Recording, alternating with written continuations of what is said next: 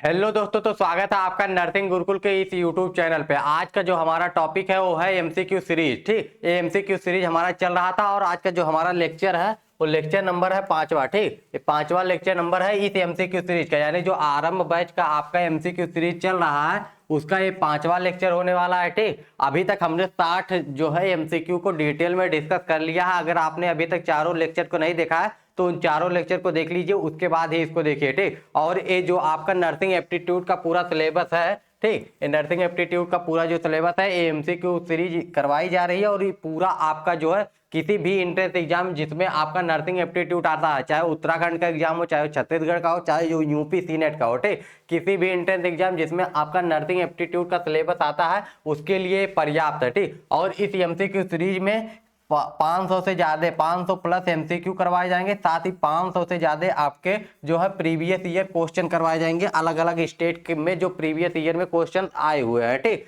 तो इसके लिए आप निश्चिंत रहिए कि आपकी तैयारी जो है वो हमारी जिम्मेदारी होती है। ठीक, तो आपकी तैयारी में कोई कसर नहीं होगा, इसके लिए आप पूरा निश्चिंत रहिए। ठीक, तो चलिए अब आगे बढ़ते हैं और इस एमसीक्यू सीरीज का जो है आज 61वां जो है एमसीक्यू देखते हैं कि इसमें क्या है। ठीक, और आज की लेक्चर की शुरुआत करते हैं। तो अगर आप चैनल पे नए हैं तो चैनल को सब्सक्राइब कर लीजिए। ठीक, और अपने दोस्तों के साथ भी शेयर कीजिए जो आपके साथ में नर्सिंग की तैयारी कर रहे हैं। ठीक, चाहे वो यूपी सीनेट हो या अदर स्टेट का हो। तो पहला क्वेश्चन जो है हमारा वो क्या है आज का, what is the primary responsibility of hospital. ठीक, यानी प्राइमरी रिस्पॉन्सिबिलिटी क्या होती है हॉस्पिटल एडमिनिस्ट्रेशन डिपार्टमेंट की। यानी हॉस्पिटल एडमिनिस्ट्रेशन डिपार्टमेंट जो होता है उसके प्राइमरी पहला जो प्राथमिक जो होता है वो क्या प्राथमिक जिम्मेदारी क्या है। ठीक, चिकित्सा देखभाल करना, वित्तीय योजना देखना, अस्पताल संचालन का प्रबंधन करना, नैदानिक प्रशिक्षण करना। ठीक, तो इसमें जो है आपका जो है what is the primary responsibility of the hospital administration department. ठीक, ध्यान रखिएगा किसका, प्रशासन, अस्पताल का जो प्रशासन विभाग है उसकी क्या जिम्मेदारी है, हॉस्पिटल की जिम्मेदारी यहाँ पे नहीं पूछा गया है। ठीक, तो इसमें कमेंट करके जल्दी से बताइए, 10 सेकंड आप लोगों के पास टाइम है, 10 सेकंड में बताइए कि इसमें से कौन सा ऑप्शन जो है वो सही होने वाला है। ठीक, याद रखिएगा अस्पताल प्रशासन विभाग के बारे में पूछा जा रहा है। ठीक, हॉस्पिटल एडमिनिस्ट्रेटिव डिपार्टमेंट। ठीक, और ये जो आपका एमसीक्यू सीरीज है ये आरंभ बैच का है। ठीक, आरंभ बैच हमारे जो टारगेट गुरुकुल ऐप है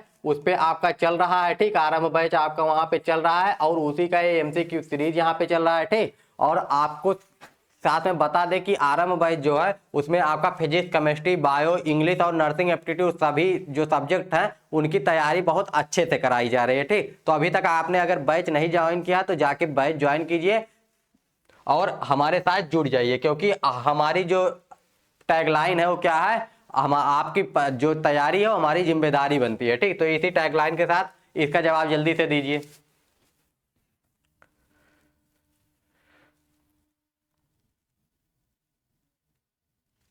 ठीक, तो पहला ऑप्शन आपका कहता है चिकित्सा देखभाल। तो हॉस्पिटल का जिम्मेदारी तो होती है चिकित्सक देखभाल, लेकिन जो प्रशासन विभाग है हॉस्पिटल के उसकी जिम्मेदारी नहीं होती। ठीक, तो पहला ऑप्शन जो है आपका वो गलत होगा। ठीक, वित्तीय योजना के लिए अलग से डिपार्टमेंट होता है। ठीक, इसका जो काम होता है वो अस्पताल संचालन का प्रबंधन करना होता है, हॉस्पिटल का जो होता है आपका प्रशासन विभाग। ठीक, तो चलिए आगे बढ़ते हैं अगले क्वेश्चन की तरफ। अगला क्वेश्चन क्या है,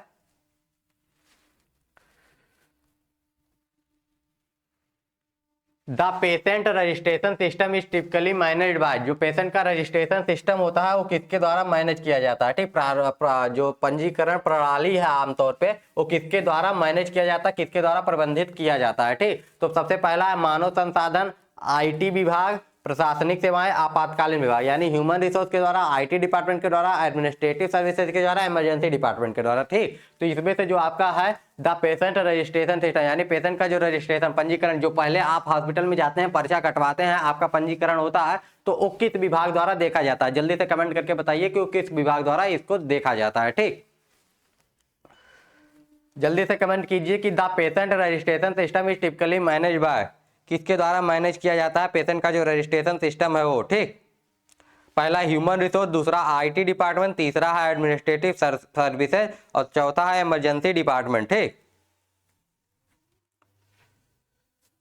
तो आपका जो पेशेंट का रजिस्ट्रेशन है, रजिस्ट्रेशन किसके द्वारा किया जाता है, मानव संसाधन विभाग जो होता है उसके द्वारा नहीं किया जाता। आईटी विभाग इस बारे में नहीं देखता, वो टेक्नोलॉजी को देखता है, ठीक। जो आपका आपातकालीन है, इमरजेंसी को देखता है। तो बचा आपका कौन सा, प्रशासनिक सेवाएं, ठीक। तो सबसे पहले ऑप्शन को छांटना सीखिए, ठीक। ऑप्शन इसमें से छांटते तो आपको आराम से पता चल जाता कि ह्यूमन रिसोर्स और इसमें जरूर कंफ्यूजन होती, लेकिन ये दोनों डिपार्टमेंट आपका आराम से छट जाता। और अगर आप डीप में नॉलेज आपका है, अगर आपने बैच ज्वाइन किया हुआ है, तो आपको पता होगा कि ह्यूमन रिसोर्स भी इसमें नहीं आएगा, ठीक। तो आप अगर डीप में नॉलेज पूरा थ्योरी अच्छे से पढ़ना चाहते हैं तो आरएम बैच को टारगेट गुरुकुल ऐप जो है उसको डाउनलोड कीजिए प्ले स्टोर से और उसके साथ जुड़ जाइए। उसमें अभी थ्योरी क्लासेस चल रही हैं और आपके एग्जाम तक वो बैच लाइव रहेगा, ठीक। तो आप उस बैच के साथ जुड़ जाइए। और यहाँ पे जो यूट्यूब पे आपका क्वेश्चन कराए जा रहे हैं, इसकी थ्योरी सारी बैच पे पढ़ाई जा चुकी है, ठीक। अगले क्वेश्चन, तीसरे क्वेश्चन की तरफ, आज के तीसरे क्वेश्चन की तरफ बढ़ते हैं।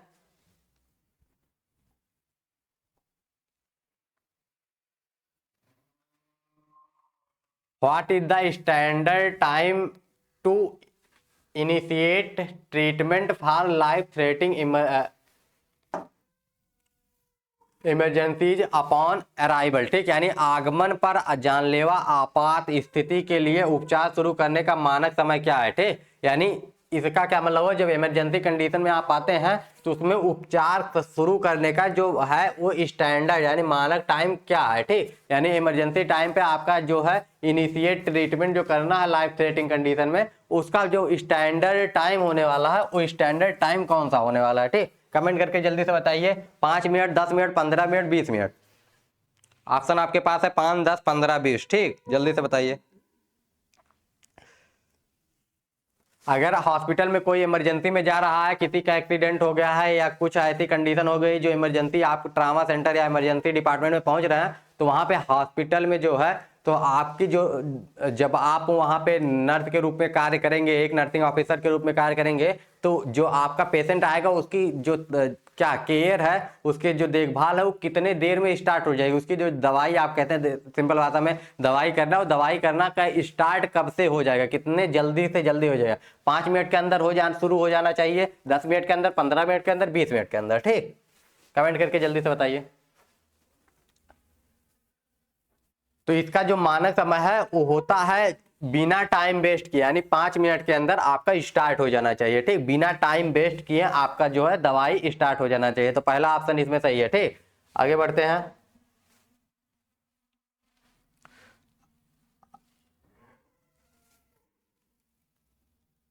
Which right colour code indicate the highest priority in emergency, ठीक। इमरजेंसी के कंडीशन में कौन सा कलर है जो, कौन सा ट्राई कलर इसमें से कलर है जो आपका जो है इमरजेंसी आपात की स्थिति में सर्वोच्च प्राथमिक इंगित करता है, ठीक। हरा, पीला, लाल, नीला। इसको तो तुरंत कमेंट करके बताइए इसमें इमरजेंसी में आपका कौन सा कलर यूज होता है, ठीक।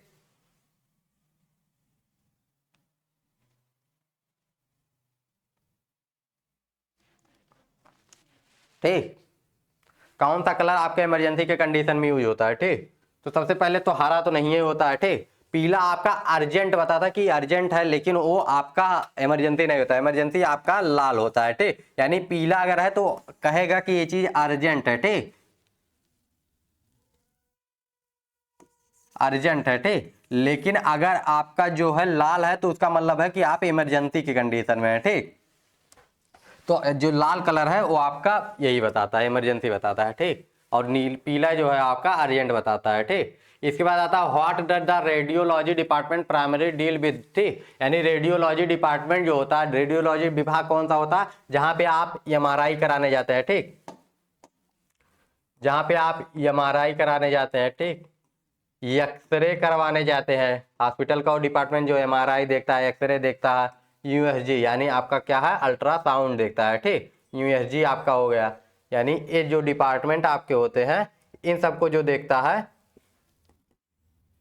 ठीक, ये एमआरआई हो गया, ठीक, आपका एक्सरे हो गया, यूएसजी हो गया, ये सारे डिपार्टमेंट जो देखता है वो होता है रेडियोलॉजी डिपार्टमेंट, ठीक। उनको और ऐसे जो डॉक्टर होते हैं जो ये सब करते हैं उसको क्या कहते हैं, रेडियोलॉजिस्ट, ठीक। उसको क्या कहते हैं, रेडियोलॉजिस्ट,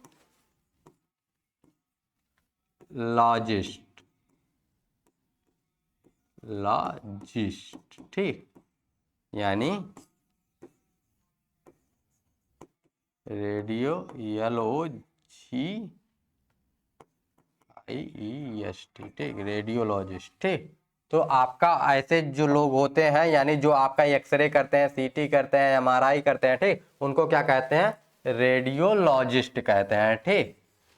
इसको याद रखिएगा, ये भी एक क्वेश्चन है इसमें आपके। पहला क्या हो गया, रेडियोलॉजी विभाग क्या होता है, या पूछ लिया गया आपका जो है रेडियोलॉजी विभाग का मुख्य कार्य क्या होता है, ठीक। तो इमेजिंग टेस्ट करना, यानी आपकी इमेज से रिलेटेड जो टेस्ट होते हैं, ठीक, यानी ऐसे टेस्ट आप करवाते हैं जिसमें आपको इमेज वाला रिपोर्ट मिलता है। जैसे आपका अल्ट्रासाउंड करवाएं तो उसमें आपका इमेज मिलेगा, ठीक, यानी आपका इमेज उसमें मिल जाएगा, ठीक, इमेज उसमें मिल गया, ठीक। इसके बाद में आप एक्सरे करवाते हैं, उसमें भी मिलता है, ठीक।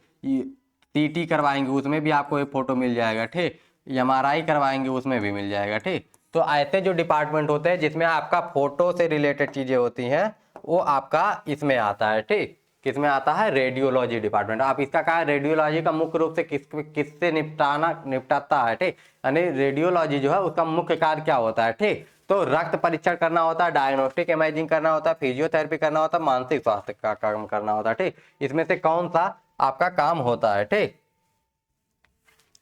तो इसमें से जो मुख्य कार्य होता है वो होता है, इसका क्या होता है अभी आप हमने बताया, इमेजिंग टेस्ट करना है, यानी बी ऑप्शन डायग्नोस्टिक इमेजिंग जो है ये सही है, ठीक। इमेजिंग टेस्ट करना, इसमें क्या आ जाए आपका? MRI आ गया, ठीक, सीटी आ गया, एक्सरे आ गया। आपका क्वेश्चन ऐसे भी पूछा जा सकता है कि एक्सरे का निपटान इसमें से किसमें, यानी एक्सरे का डिपार्टमेंट कौन सा है, ऐसे लिख दिया तो डायग्नोस्टिक इमेजिंग यानी रेडियोलॉजी डिपार्टमेंट जो होता है, रेडियोलॉजी विभाग जो होता है वो होता है, ठीक। इसके साथ ही साथ ESG अल्ट्रासाउंड का भी काम यहीं पे होता है, ठीक। तो ये आपका हो गया। इसके बाद अगला क्वेश्चन की तरफ बढ़ते हैं। अगला क्वेश्चन क्या है?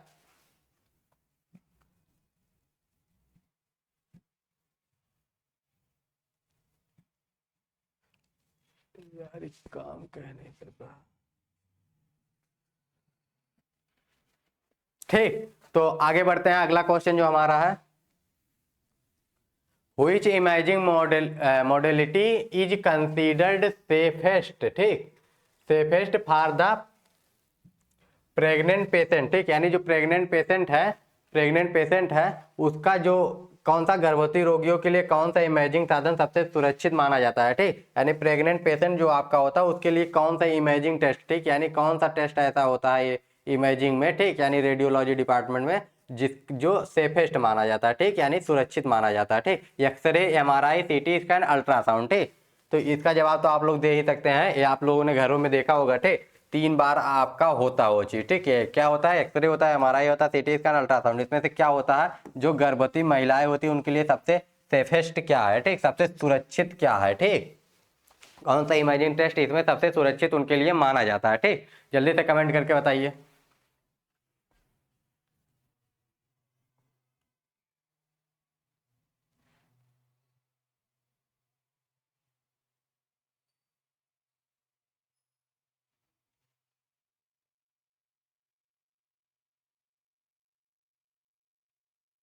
तो कौन सा होता है? एक्सरे होता है, MRI होता है, CT स्कैन होता है, अल्ट्रासाउंड होता है। इसमें से कौन सा होता है आपका? अल्ट्रासाउंड। आप लोगों ने देखा होगा कई बार अल्ट्रासाउंड करवाते हुए, ठीक। चलिए आगे बढ़ते हैं। अगला क्वेश्चन हमारा क्या है? The pathology department is primarily responsible for, यानी पैथोलॉजी डिपार्टमेंट जो होता है वो मेन रूप से किस लिए रिस्पॉन्सिबल होता है, ठीक, इमेजिंग अध्ययन के लिए, ठीक, यानी इमेजिंग स्टडीज के लिए, इमेजिंग टेस्ट के लिए, या फिर शरीर के तरल पदार्थ और ऊतकों का प्रयोगशाला विश्लेषण के लिए, फिजियोथेरेपी के लिए, या मनोवैज्ञानिक परामर्श के लिए, ठीक, यानी जो पैथोलॉजी डिपार्टमेंट होता है प्राइमरी रूप से मेन रूप से किसके लिए होता है, ठीक, इमेजिंग स्टडी के लिए, लेबोरेटरी एनालिसिस के लिए, पैथो फिजियोथेरेपी के लिए, या फिजियोलॉजिकल काउंसलिंग के लिए, ठीक। इसमें से कौन सा होता है? जल्दी से कमेंट करके बताइए कि जो आपका होता है पैथोलॉजी डिपार्टमेंट उसका मेन कार्य क्या होता है, ठीक, जल्दी से कमेंट करके बताइए।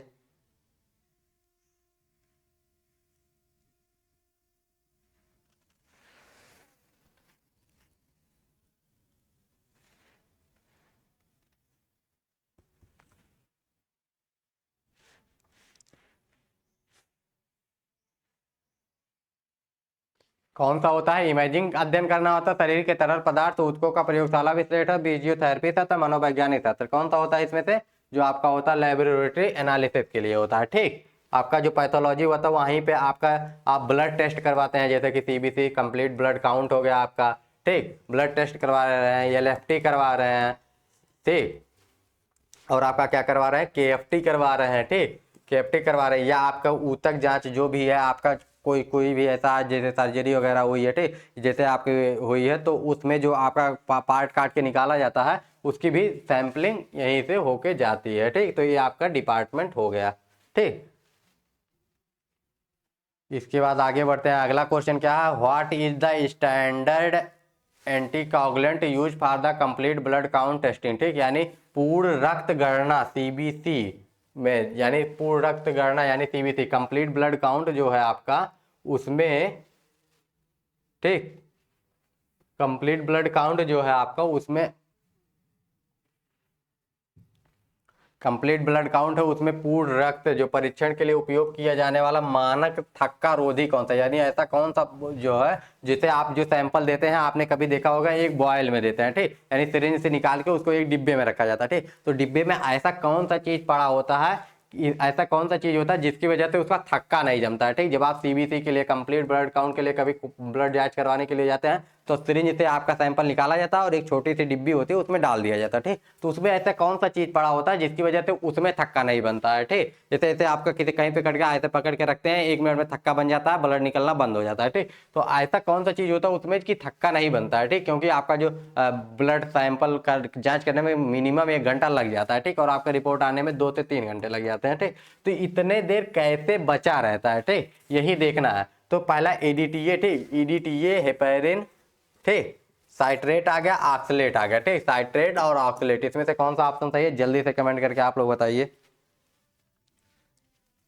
जल्दी से कमेंट करके बताइए कि पूर्ण रक्त गणना यानी जो सीबीसी है आपका कंप्लीट ब्लड काउंट है उसमें कौन सा ऐसा पदार्थ मिला होता है जिसकी वजह से आपका जो है रक्त का थक्का नहीं बनता है। ठीक,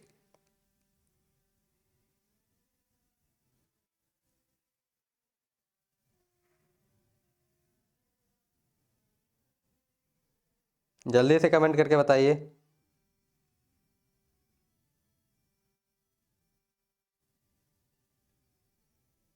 कौन सा है इसमें से आपका? हिपैरिन। ठीक, हिपैरिन जो होता है ये आपका रक्त का थक्का बनाने से बचाता है। ठीक, ये ऑप्शन आपका सही होने वाला है। इसके बाद आगे बढ़ते हैं। अगला कौन सा है? 10 सेकेंड आपको टाइम मिलता है, तुरंत कमेंट करके आप 10 सेकेंड में कमेंट कर दिया कीजिए। ठीक, the primary role of the pharmacy department is to, ठीक, जो प्राइमरी रोल मेन रोल जो होता है फार्मेसी डिपार्टमेंट का वो क्या होता है? रोगों का निदान करना। ठीक, रोगों का निदान करना। ठीक, यानी डायग्नोस्टिक डिजीज, रोगों का पता लगाना जिसको कहते हैं। ठीक, दवाएं तैयार करना और वितरित करना। ठीक, prepare and dispense medication, surgery का संचालन करना, कंडक्ट सर्जरी, परामर्श सेवाएं प्रदान करें। ठीक, यानी प्रोवाइड काउंसलिंग सर्विसेज। ठीक, इसमें से क्या होता है आपका जो फार्मेसी डिपार्टमेंट होता है उसका काम क्या होता है? ठीक, जल्दी से कमेंट करके बताइए।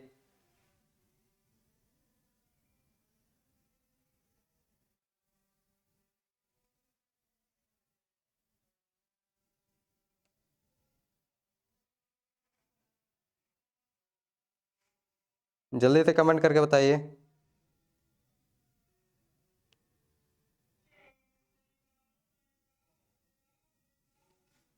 मेन काम क्या होता है? फार्मेसी है तो उसका दवाएं तैयार करना और वितरित करना। ठीक, यानी ऑप्शन जो है आपका बी ये सही है। ठीक, अब आगे बढ़ते हैं। अगला क्वेश्चन हमारा क्या है?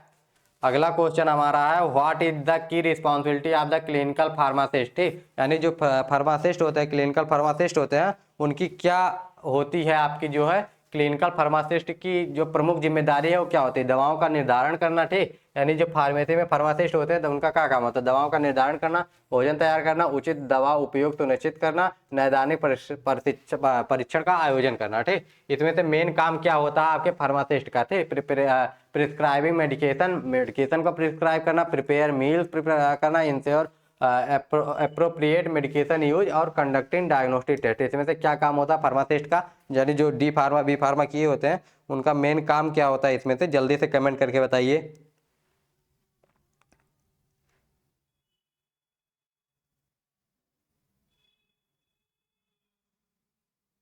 जल्दी से कमेंट करके बताइए इसमें से क्या काम होता है।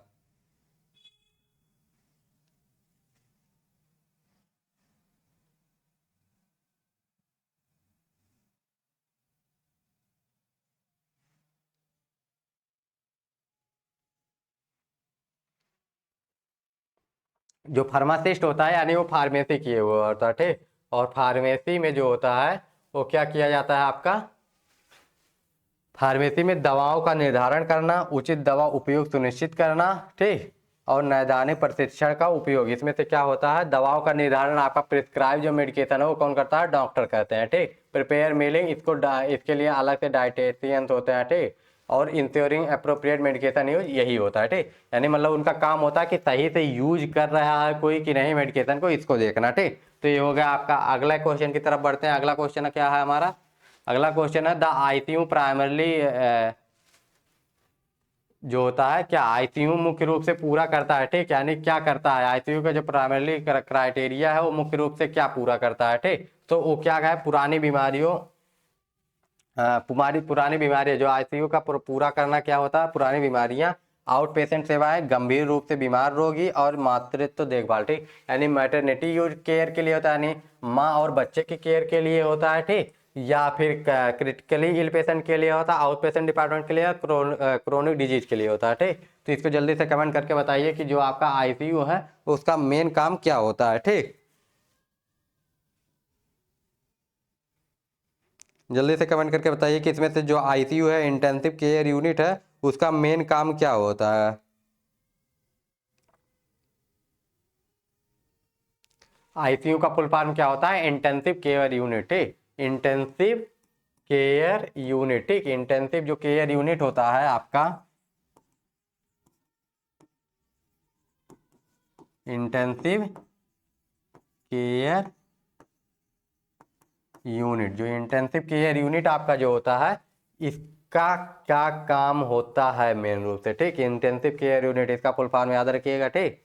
तो इसका मेन काम आपका क्या होता है, द आईसीयू प्राइमरली कैटेर्स फार, यानी कि मेन रूप से इसका काम क्या होता है, पुरानी बीमारियों के लिए, आउट पेशेंट सेवाओं के लिए, गंभीर रूप से बीमार रोगी के लिए, मातृत्व देखभाल के लिए, ठीक। तो इसका मेन काम क्या होता है, क्रिटिकली इल पेशेंट के लिए, ठीक। ये ऑप्शन आपका सही है, ठीक। यानी सी ऑप्शन आपका इसमें सही है। इसके बाद आगे बढ़ते हैं। अगला क्वेश्चन हमारा क्या है, what is the typical nurse to patient ratio in an ICU, ठीक। आईसीयू में आपका एक पेशेंट के ऊपर कितना रेशियो होना चाहिए, नर्स रोगी का रेशियो अनुपात क्या होना चाहिए, 1:1, 1:2, 1:5, 1:10, ठीक। जल्दी से कमेंट करके बताइए कि आईसीयू में मेन रूप से जो है वो आपका जो है नर्स पेशेंट रेशियो क्या होना चाहिए। आईसीयू जो है वो आपका क्या है, इंटेंसिव केयर यूनिट है, यानी गहन जो है, यहाँ पे गहन रोगों की, क्रिटिकली इल जो होते हैं उनकी की जाती है, ठीक।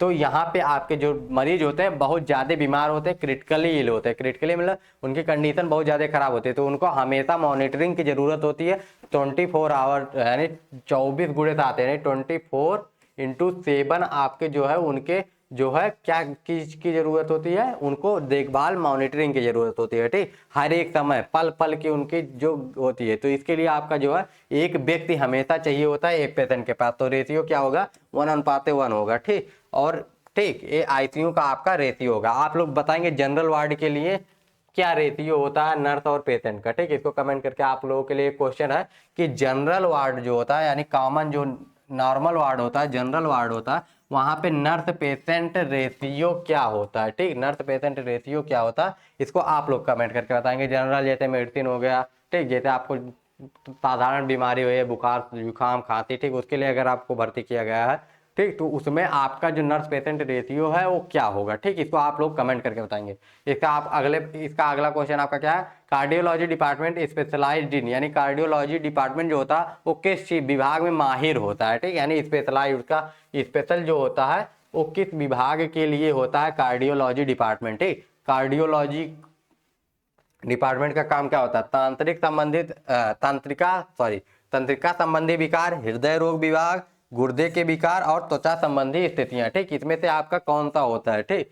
यानी आपका पहले न्यूरोलॉजिकल डिसऑर्डर देखता है, या कार्डियोवास्कुलर डिसऑर्डर देखता है, किडनी डिसऑर्डर देखता है, डर्मेटोलॉजिकल कंडीशन देखता है, ठीक। यानी आपका डर्मेटोलॉजी में क्या आता है आपका, पहले इसका कमेंट करके जवाब दीजिए, उसके बाद बताते हैं कि सबका मतलब क्या होता है, किसमें क्या क्या आता है, ठीक। और इसका लेक्चर हर एक डिपार्टमेंट के ऊपर, ये जो हम लेक्चर आपका चल रहा है एमसीक्यू, इसका लेक्चर पूरा प्रॉपर बैच में हो चुका है, जो आरंभ बैच हमारा चल रहा है उसमें हो चुका है, ठीक। तो इसको आप इसीलिए यहाँ पे क्वेश्चन करवाया जा रहा है, जो बच्चे बैच ज्वाइन किए हैं उनको पता होगा और वो सही आंसर भी कर रहे होंगे, ठीक। लेकिन जो बच्चे नहीं ज्वाइन किए हैं वो लोग तुरंत ज्वाइन कीजिए बैच। बैच में आपको जो है डीपीपी मिलेगा, लाइव क्लासेस मिलेगी आपकी, जो है लाइव और रिकॉर्डेड दोनों क्लासेस मिलेंगी, सॉरी, ठीक। डीपीपी आपको मिलेगी, डेली प्रैक्टिस सेट मिलेगी, और साथ ही साथ आपके टेस्ट सीरीज होंगे, मॉक टेस्ट होगा, ठीक। और आपका डाउट सेशन भी रखा जाएगा, ठीक, लाइव डाउट सेशन भी आपका होगा, ठीक। तो बैच अगर ज्वाइन कर लेंगे उसमें आपका जो है physics, chemistry, biology, nursing aptitude और साथ ही साथ में आपका जो है इंग्लिश, सब सब्जेक्ट आपका एक साथ में करवाया जा रहा है और पूरा आपका जो है नर्सिंग एंट्रेंस एग्जाम से रिलेटेड ही करवाया जा रहा है, ठीक। अगर आप सीनेट के लिए तैयारी कर रहे हैं, ठीक, यानी कॉमन नर्सिंग जो है एंट्रेंस टेस्ट के लिए तैयारी कर रहे हैं, तो इसके लिए तो जो बैच है वो बहुत ही बेस्ट है, ठीक। इसमें आपको फिजिक्स के बेहतरीन से बेहतरीन टीचर आपको मिलेंगे, केमिस्ट्री के मिलेंगे, बायोलॉजी के मिलेंगे और इंग्लिश के भी मिलेंगे, ठीक। तो आपको पूरा एक बेहतरीन जो है टीचर के साथ में आपकी जो तैयारी है वो करवाई जा रही है, ठीक। तो अगर अभी तक आपने बैच नहीं ज्वाइन किया तो बैच को ज्वाइन कर लीजिए, ठीक। आगे बढ़ते हैं, कार्डियोलॉजी डिपार्टमेंट क्या होता है, तो जो आपका न्यूरोलॉजी होता है वो तंत्रिका से संबंधित, ठीक, चीजें देखता है, ठीक। हृदय रोग विभाग ये आपका क्या होता है, कार्डियो, ठीक, कार्डियो वास्कुलर, ठीक, यानी कार्डियो से यानी हृदय से रिलेटेड जो भी दिक्कत होगी, ठीक, हृदय से रिलेटेड जो भी दिक्कत होगी उसको कौन देखेगा, कार्डियोलॉजी डिपार्टमेंट देखता है, ठीक। इसके बाद आता है गुर्दे का विकार। गुर्दे का विकार आपका किडनी जो है वो कौन देखता है, वो देखता है आपका यूरोलॉजी, ठीक, यूरोलॉजी डिपार्टमेंट जो होता है वो देखता है। ये सब बैच में बताया जा चुका कि किस डिपार्टमेंट का कौन सा होता है, इसके लेक्चर हो चुके हैं, ठीक। इसके बाद में आता है डर्मेटोलॉजी। ये क्या देखता है, ये तीन चीजें देखता है, आपका स्किन देखता है, नेल देखता है और हेयर देखता है, ठीक। अगर इन तीनों चीजों में समस्याएं हैं तो आप किस डिपार्टमेंट में जाएंगे, डर्मेटोलॉजी में। स्किन से रिलेटेड, नेल से रिलेटेड और हेयर से रिलेटेड अगर आपको कोई भी दिक्कत है तो उसके लिए आप किस डिपार्टमेंट में जाएंगे, डर्मेटोलॉजी में जाएंगे, ठीक। चलिए आगे बढ़ते हैं।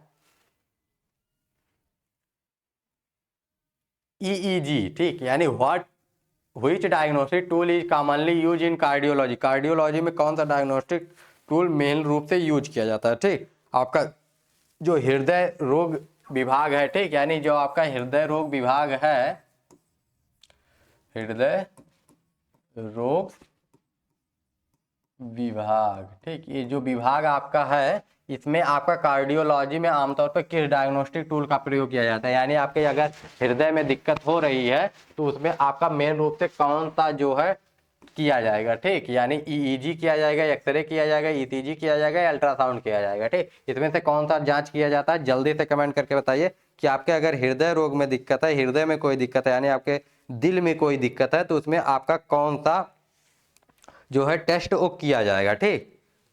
ईईजी किया जाएगा, एक्सरे किया जाएगा, ईसीजी किया जाएगा, अल्ट्रासाउंड किया जाएगा, ठीक। इसमें से आप तो दो के बारे में कंफ्यूज होंगे, ईसीजी और ईईजी, और बाकी तो दो आपका क्लियर ही होगा कि एक्सरे क्या होता है, अल्ट्रासाउंड क्या होता है, ठीक। तो अल्ट्रासाउंड आपका जो है प्रेगनेंसी वगैरह के कंडीशन में आपके पेट में कोई दिक्कत हो, ठीक, यानी स्टमच में अगर आपका कोई दिक्कत हो रहा है तो उसमें किया जाता है, ठीक। अगर ईसीजी आपका जो है वो आपका किया जाता है, ये आपका हार्ट से रिलेटेड दिक्कत हो तब किया जाता है, ठीक, यानी ऑप्शन सी सही है, ठीक। ईईजी आपका न्यूरोलॉजिकल प्रॉब्लम में किया जाता है और एक्सरे आपका हड्डी के लिए किया जाता है, ठीक, यानी आपके बोन में कोई दिक्कत होगी तो आपका एक्सरे किया जाएगा, ठीक। तो क्लियर है ना, इसमें से कब क्या किया जाएगा। ईईजी जो है आपका वो न्यूरोलॉजिकल प्रॉब्लम में किया जाएगा, ठीक। एक्सरे आपका बोन से रिलेटेड दिक्कत हो तब किया जाएगा। ईसीजी जो है वो कार्डियो से रिलेटेड यानी हृदय से रिलेटेड, और ये आपका स्टमक से रिलेटेड दिक्कत होगा तो इसमें किया जाता है, मेन रूप से यहीं पे किया जाता है, ठीक। इसके बाद अगला क्वेश्चन, ठीक, which of the following is common diagnostic test in neurology, ठीक, यानी जो न्यूरोलॉजी है उसका मेन रूप से कॉमन डायग्नोस्टिक टेस्ट क्या है, इसको तो अभी तुरंत बता चुके हैं, ठीक। तुरंत कमेंट करके बताइए क्या है, इसको अभी तो हम तुरंत बताएं कि न्यूरोलॉजी में कौन सा टेस्ट मेन रूप से किया जाता है, ठीक।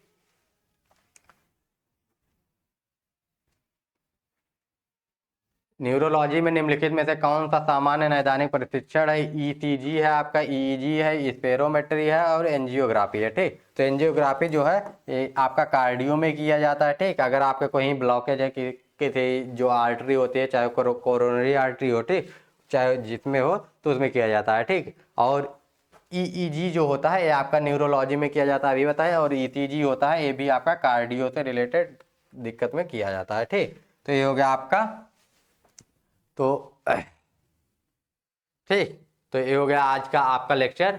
अगर आपने यहाँ तक लेक्चर को देख लिया है तो आपका बहुत बहुत धन्यवाद। और अगर अभी तक आपने बैच नहीं ज्वाइन किया है तो बैच को तुरंत ज्वाइन कीजिए, क्योंकि वहाँ पे जो है आपको बेहतरीन, आपके हर एक सब्जेक्ट के लिए बेहतरीन जो है नॉलेज दिया जा रहा है। जो आपके नर्सिंग का एंट्रेंस एग्जाम है उससे रिलेटेड हर एक नॉलेज आपको मिलती रहेगी। ठीक, और आप यूट्यूब चैनल पे नए हैं तो यूट्यूब चैनल को जरूर सब्सक्राइब कर लीजिएगा, क्योंकि ऐसे आपके यूट्यूब पे फ्री क्लासेस चलती रहेंगी। एमसीक्यू सीरीज चलेंगी, पीवाईक्यू सीरीज चलेंगी।